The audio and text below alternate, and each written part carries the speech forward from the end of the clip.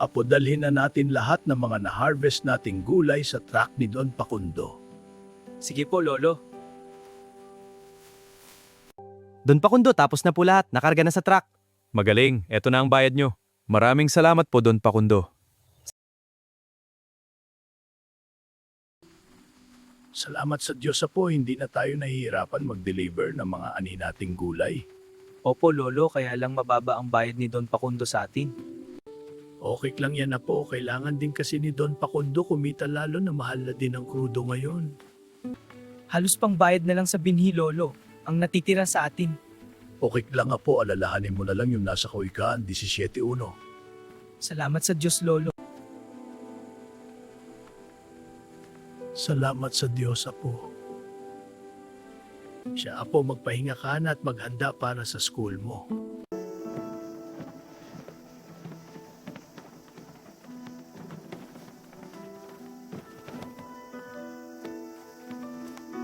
Class, let's solve this equation. Who can try? Max, please come to the board. Yes, ma'am, I'll use the quadratic formula. So, x equals 1 or 3? Very good, Max. Excellent explanation. Yay! Nice job, Max!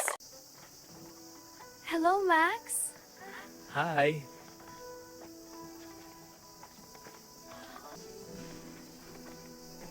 Hello, Max. Hi, Nico.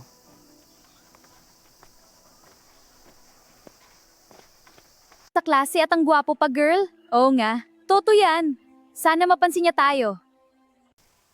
Hi, can I join you? I brought some juice to share. Of course, thank you. So, did you hear about what happened in class? Nicole, madalas mo kasama si Max, hindi mo ba siya crush?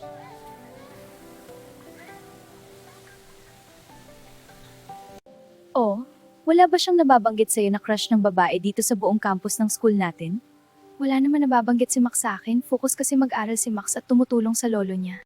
Ang swerte ng babae magugustuhan ni Max, girl, no? Bukod sa matalino, mabait, masipag, gwapo, ang hot pa ni Max, nakakahilo, girl.